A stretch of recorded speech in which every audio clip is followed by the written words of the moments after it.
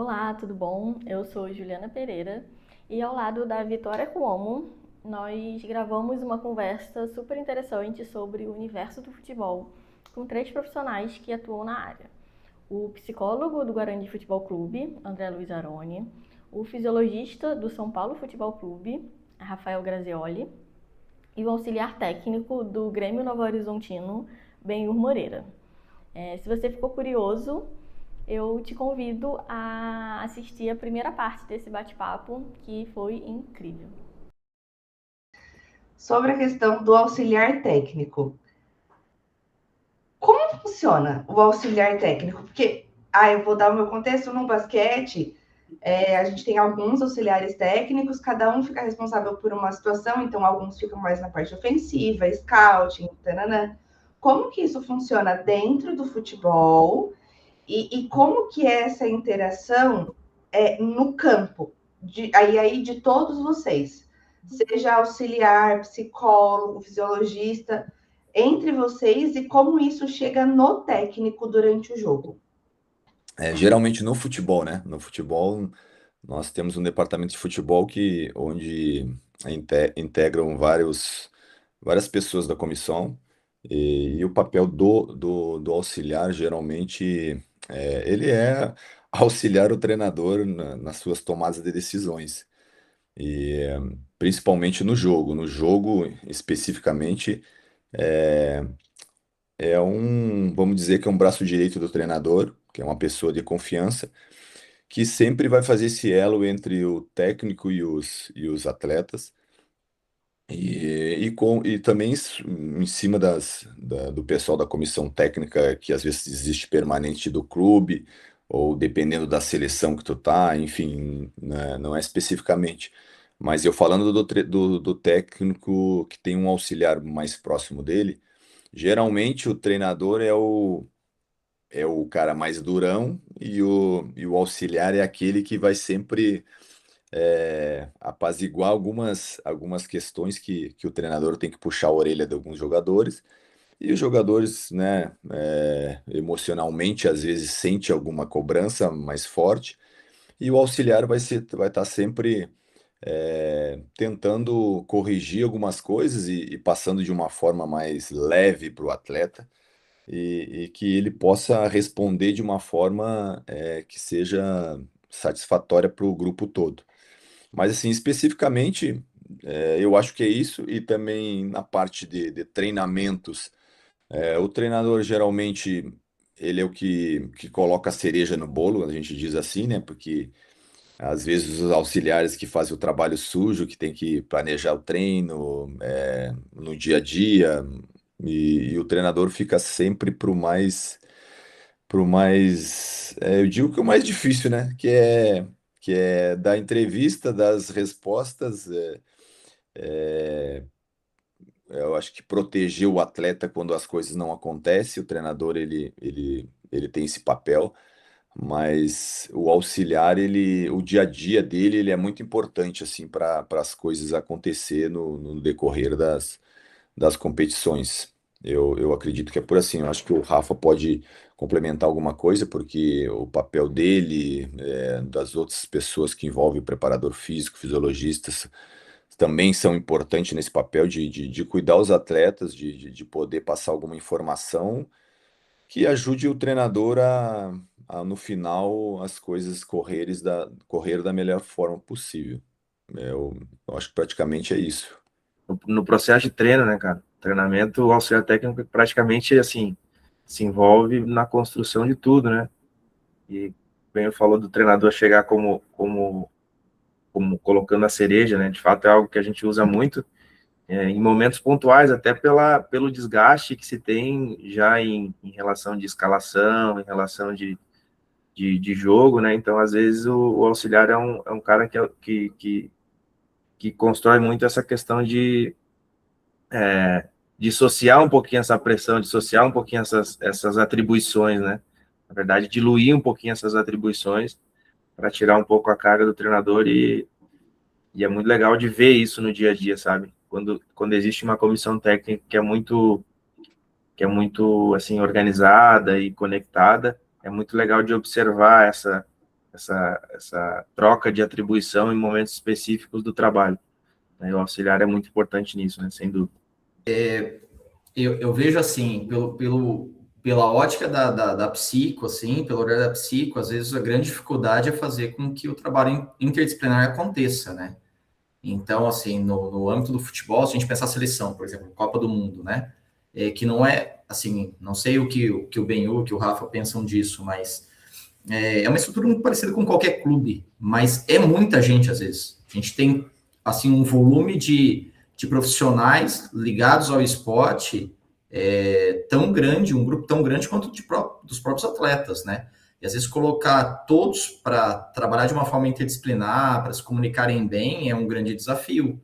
Então, esse é um ponto interessante. A gente até trouxe essa mesma ideia até no Combip agora, né, de Caxias, exatamente para que a gente pense de uma forma interdisciplinar, porque não é tão simples assim, né? Ter tantos profissionais, com tantos atletas profissionais, fazer com que tudo aconteça. Então, acho que esse é um ponto sempre muito interessante.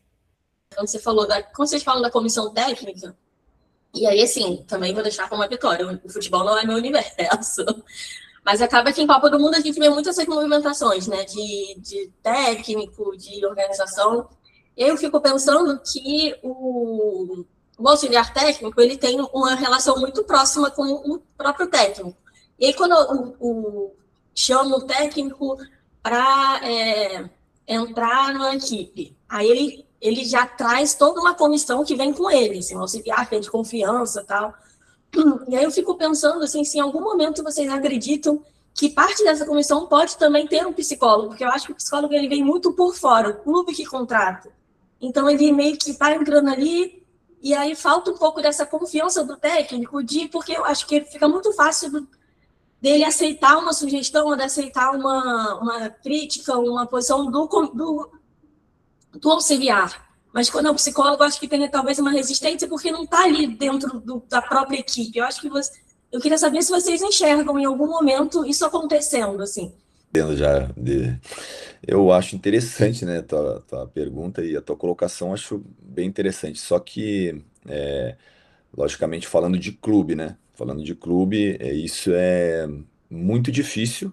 Eu acho que é muito difícil uma comissão conseguir carregar dependendo dos clubes, geralmente os clubes de mais nome, que já estão numa divisão maior, geralmente o clube já tem um psicólogo dentro do seu contexto, né? Às vezes, quando chega num clube, imagina eu chegar como treinador, eu levo um psicólogo e eu chego num clube e já existe um psicólogo no clube, entendeu? E aí eu quero trabalhar com as pessoas que eu tenho confiança. Eu seria um pouco desagradável de chegar, ó, então agora a partir de hoje eu quero que meu psicólogo trate de todos os atletas porque eu tenho uma segurança maior. Então, assim, o meu ponto de vista, eu acho que o clube teria que ter obrigatoriamente um psicólogo no clube. E eu te falo pelo meu clube, nós, eu principalmente, eu acho que nós necessitamos de uma pessoa no profissional, porque nós temos na base, mas no profissional uma pessoa específica que possa fazer esse trabalho. Falando de seleções, eu acredito que isso já existe, né? Mas isso a seleção já leva na sua comissão, porque eu acho que são momentos diferentes para mim. Assim, eu vejo como tu ir para uma Copa do Mundo são 40 dias, então é um tempo menor. Então, assim, é uma competição curta. É diferente de que um clube que tem uma competição longa, às vezes disputa 3, 4 competições. Então, aí isso gera minha opinião, é uma ideia legal, bacana, mas nós temos aqui no nosso futebol brasileiro divisões aí, Série A é que a gente sempre, né, almeja chegar numa Série A, que hoje o Rafa consegue estar num clube grande, que é muito fantástico, mas assim, nem todos os clubes que a gente tem no futebol brasileiro têm essa condições de ter um psicólogo no clube, né? A gente fala assim Série A e Série B, mas a gente esquece da Série C e Série D e séries que não tem, que é difícil demais a gente tem essa diferença. Então as pessoas dão prioridade porque eles acham mais importante e eles esquecem de que hoje o futebol O psicólogo hoje é uma... Psicólogo e nutricionista, eu acho que são pessoas que precisam ser integrada urgentemente em todos os clubes. Todos os clubes. Né? No meu ponto de vista é isso, fica um pouco difícil, assim. Eu acho que o clube em si precisa já ter uma pessoa no seu clube sempre. Eu acho que essa reflexão ela serve talvez para quase todas as funções assim no futebol, né? Porque normalmente o treinador ele chega com auxiliares técnicos e eventualmente algum analista, preparador físico, né? E, e existe obviamente a importância do treinador ter pessoas de diferentes conhecimentos técnicos assim envolvendo na sua comissão, mas também eu olho pelo lado do clube, né? Como o Benhu falou, eventualmente chegando uma pessoa numa área que é tão importante de fora do clube que vai construir um trabalho e daqui a pouco vai embora do clube. Então, isso não vai gerar um trabalho longitudinal dentro do processo, entendeu? Então, eu vejo que existem muitas coisas que são, talvez, muito mais importantes do que algo muito agudo, né? Ou seja, transição de atletas da base para o profissional, né? Eventualmente, o psicólogo do treinador não vai estar pensando muito nisso, né? A relação da comissão técnica geral, permanente do clube, que aí, eventualmente são várias pessoas, né, de várias áreas do conhecimento, né, estabelecer dinâmicas de trabalho que fortaleçam essa comunicação. Talvez no mundo ideal seria existir um profissional dentro do clube, permanente, que construa esse processo de trabalho longitudinal, e às vezes o treinador, com o seu corpo técnico, ter também um profissional que vá se comunicar e criar questões ali com o profissional que está no clube. Mas aí depende de construir esse relacionamento, que daí eu acho que é um outro ponto, né? Beleza, o psicólogo vai chegar, vai ter um profissional que já trabalha no clube e eles construírem, ter essa né, sinergia de construir um trabalho em conjunto. E, na verdade, isso serve para todas as áreas, né? O nosso próprio auxiliar técnico, o Benhu vive isso, né, de forma constante, né? O Benhu, um profissional do clube, chega a comissão, treinador, auxiliares técnicos que chegam com a comissão técnica do treinador. E aí é preciso construir essa relação, né? Da mesma forma, na minha área de trabalho, né? Construir essa relação com o preparador físico que chega, construir com os auxiliares para que o trabalho, de fato, aconteça. Então, eu acho que vai muito além de se ter ou não uma pessoa, né? Mas que essa pessoa, nessa área do conhecimento, seja capaz, juntamente com todos os outros profissionais, de construir uma relação, né, de trabalho. E como em todo lugar, e talvez no futebol isso é um pouco mais... isso é potencializado por gerar questões de resultado o tempo inteiro e tal. Questões de ego, de vaidade, né, de estabelecer ali o fato que eu consigo contribuir na sua área, você consegue contribuir na minha, assim a gente vai avançando em conjunto. Eu acho que são detalhes que são importantes.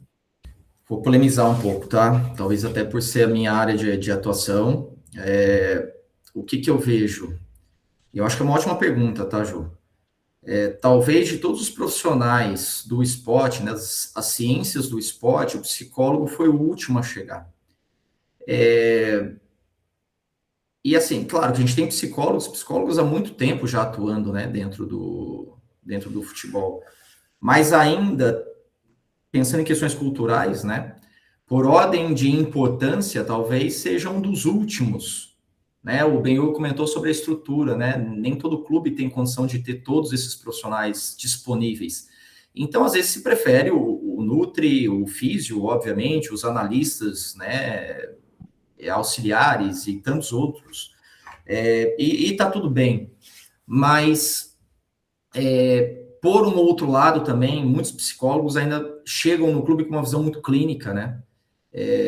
E isso às vezes dificulta um pouco a atuação. No caso da Copa do Mundo, a gente tem agora a Marisa, né, que estará no Conbip, inclusive, tem feito um trabalho fantástico ali na seleção nos últimos 2 anos, mas a gente ficou muito tempo sem um psicólogo, uma psicóloga na seleção brasileira, né? Então, eu vejo até um pouco do que ela tem falado, explicado, respondido em algumas entrevistas, assim, me agrada bastante, porque no nosso caso, né, nós 3, né, já trabalhamos juntos num clube, né, eu, o Rafael, o Benhu. Muitas vezes, às vezes, a minha abordagem como psicólogo dentro do clube se fazia por meio deles. Então, às vezes, não tinha um contato direto com o atleta, que às vezes não via necessidade, ou não me procurava ali para um atendimento mais individual, uma questão individualizada, mas nós falávamos sobre isso. Então, às vezes, assim, trocar algumas ideias para potencializar a atuação do fisiologista, ou no caso do auxiliar técnico, do fisioterapeuta, pode ser ali uma conduta mais interessante, mais efetiva, como um trabalho integrado, né? Então, muitas vezes, a gente não tem a oportunidade de levar a clínica, mas um olhar esportivo, né? Pensando muito em desempenho. E, claro, mesmo que questões mais pessoais, mais clínicas apareçam, eu acho que esse trabalho interdisciplinar, ele é muito importante. Então, certamente a Marisa vai falar sobre isso, né? Ali em Caxias com a gente, já esperamos com um resultado fantástico aí da seleção na Copa do Mundo, mas eu vejo que isso é muito pontual, porque às vezes existem questões culturais, né? Cada clube carrega já uma série de questões ali que devem ser respeitadas e tem um tempo, né? Então eu vejo que isso impacta também, assim como o que os dois falaram.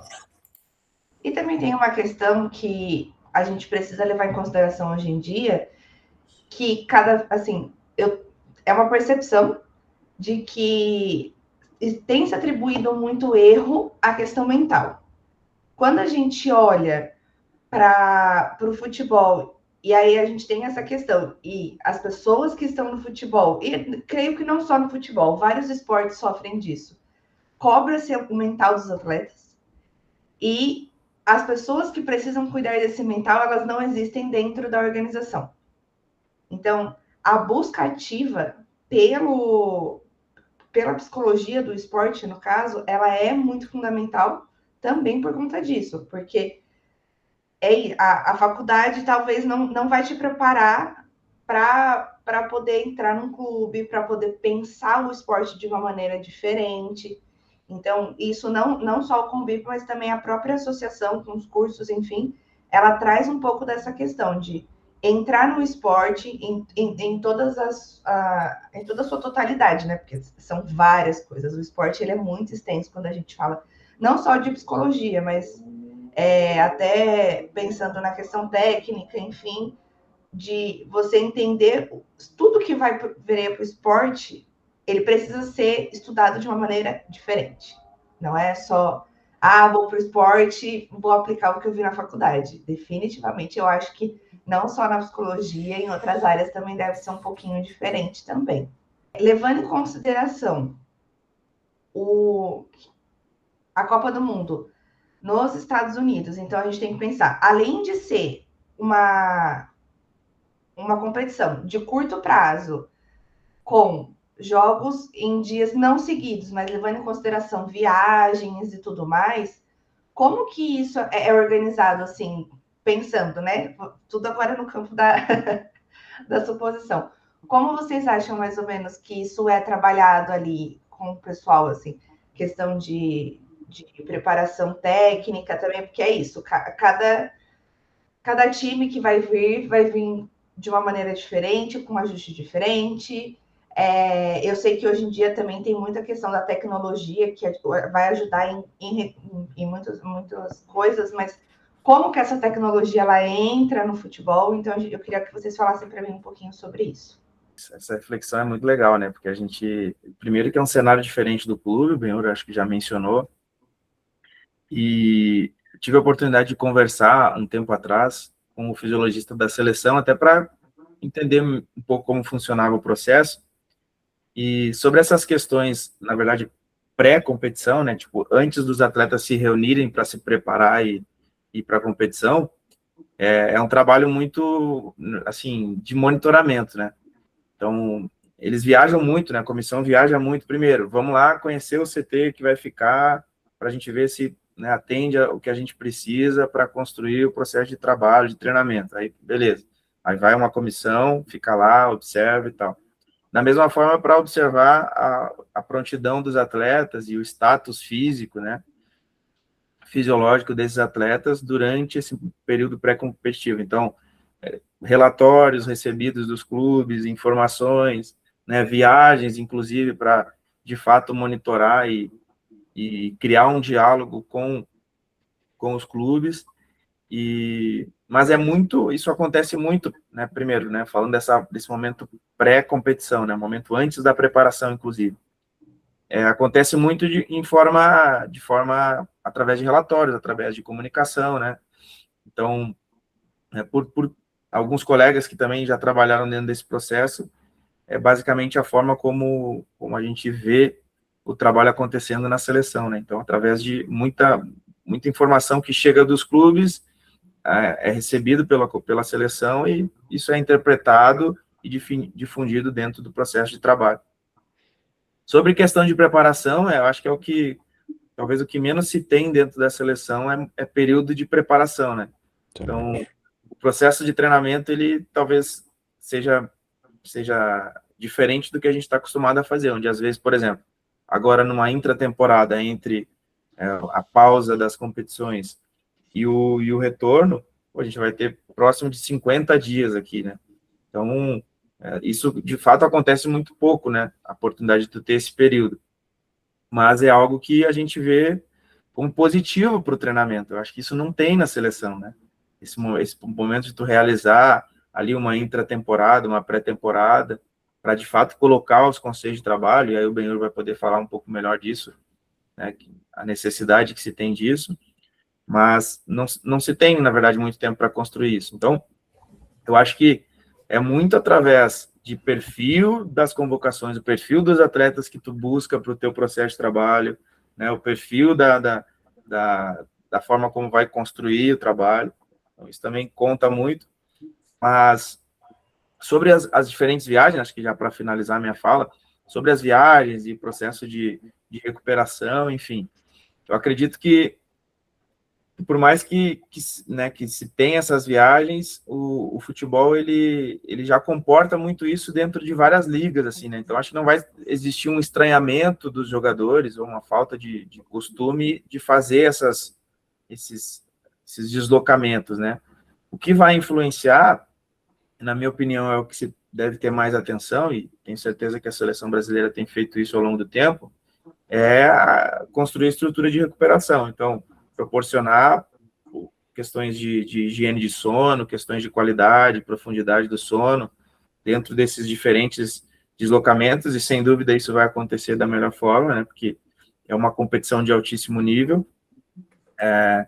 E também, como o Benhur falou, a importância da nutrição da mesma forma, né? Então acho que questões de alimentação e sono é aquilo que vai proporcionar que esses atletas consigam realizar esses deslocamentos, recuperarem jogo a jogo, para se apresentarem numa boa prontidão para o evento esportivo subsequente. Eu acho que é basicamente isso. Ô Rafa, antes de passar para o Benhur, você esteve, né, no Combip de 2024, falou um pouco de tecnologias, né, a plataforma de salto, o GPS, fala um pouquinho disso, como que se controla, pensando em tecnologias, né, carga de treino e de jogo, até para pensar em recovery, e fala um pouquinho disso, antes do Benhur falar da parte mais técnica, tática e tudo, né, desse entorno, por favor. Acho que talvez um dos principais avanços do futebol e do esporte de alto rendimento são as biotecnologias que se tem à disposição hoje nos diferentes clubes, nas diferentes estruturas, né? Eu acredito que na seleção, além desse monitoramento da carga de jogo, né, da carga de treinamento através do dispositivo de GPS, que hoje é muito utilizado e difundido, né, onde ali a gente vai conseguir monitorar qual foi o nível de intensidade, o nível de esforço, o nível de desgaste, né, através da demanda física que se teve no jogo e no treinamento, para entender o processo de recuperação desse atleta. Então, primeiro a gente tem o monitoramento disso através da ferramenta de GPS.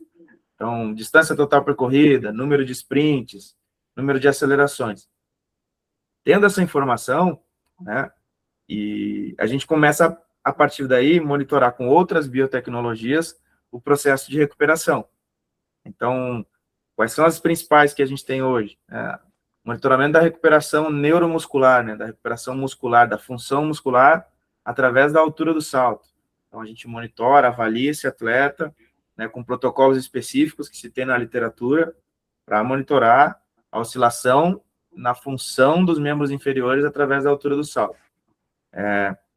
Marcadores bioquímicos também. Então, hoje, a proteína C reativa, que é um marcador do perfil inflamatório, a creatina quinase, que é um marcador de dano muscular, também avaliado ali, normalmente, 2 dias após o jogo, para entender como foi a resposta fisiológica desse atleta, no ponto de vista inflamatório, de dano muscular, para, né, tomar decisão em relação à sua disponibilidade, à sua carga de treinamento subsequente, né?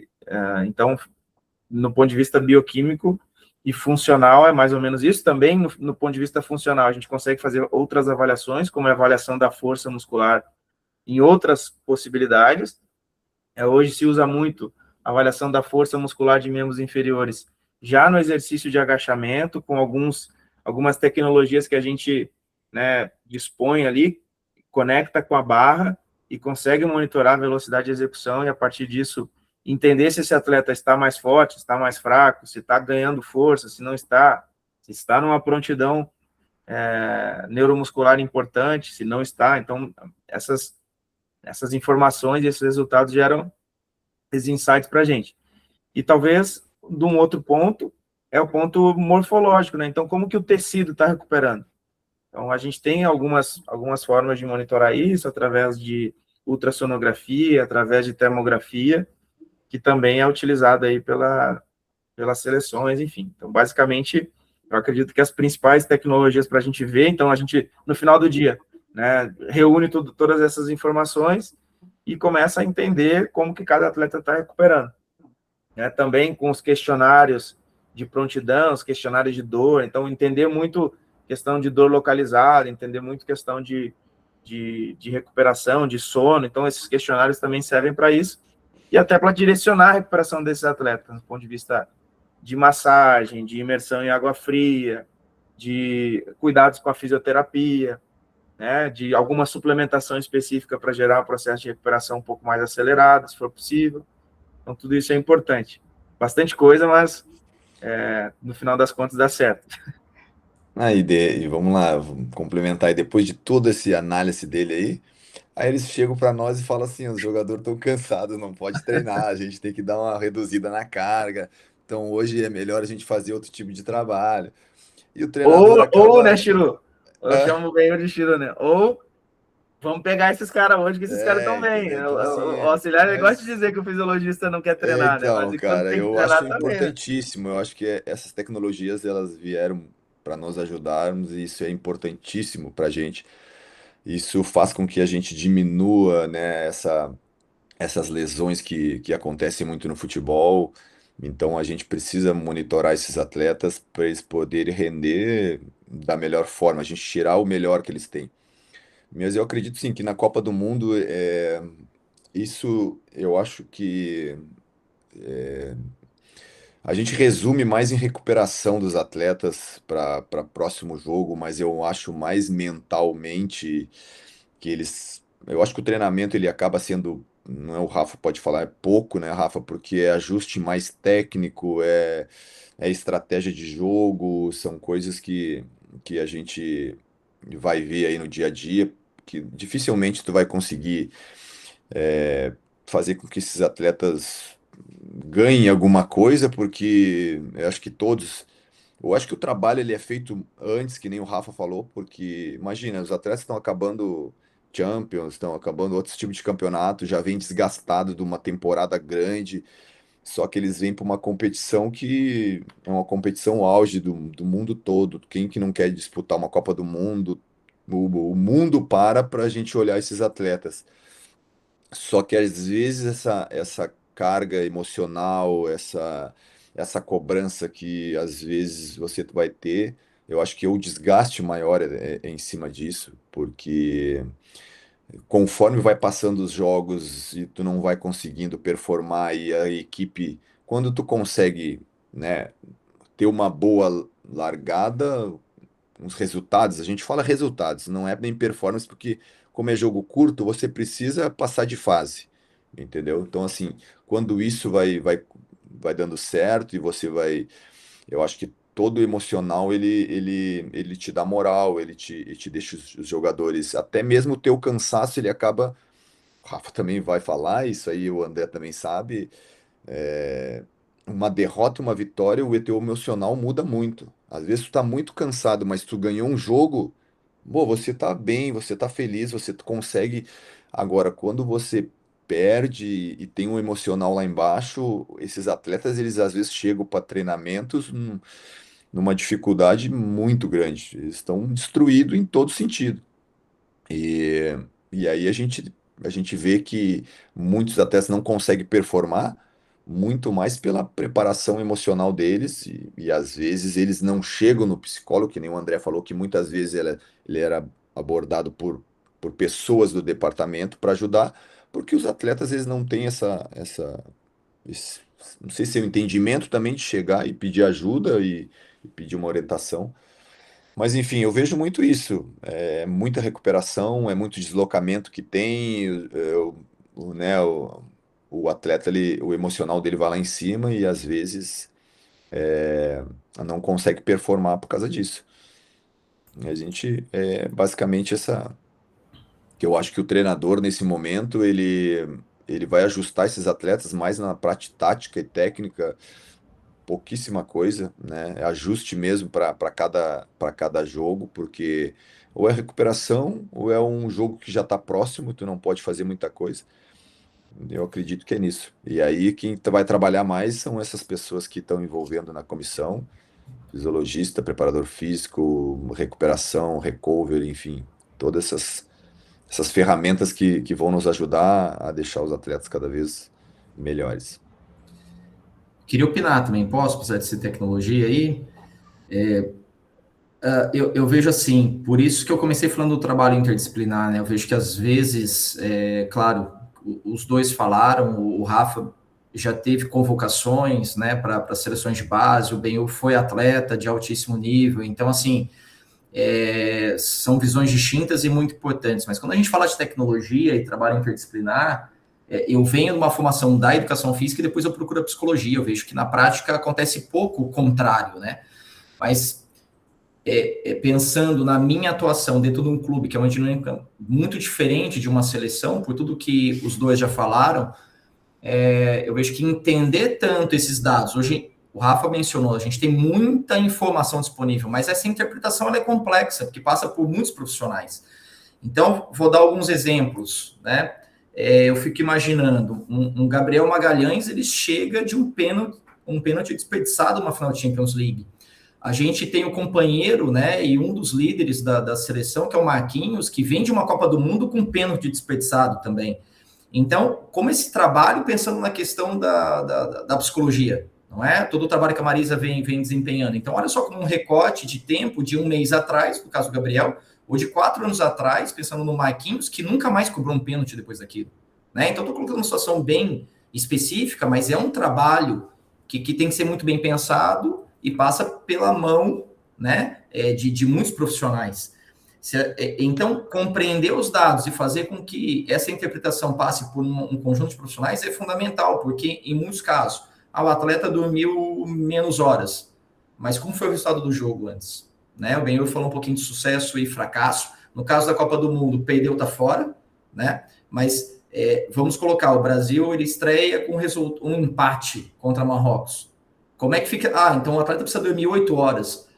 Tem ali o fisiologista controla marcadores bioquímicos, né? A questão do desempenho, a questão do salto, a questão do GPS, todo esse monitoramento. Mas e se ele não conseguir dormir?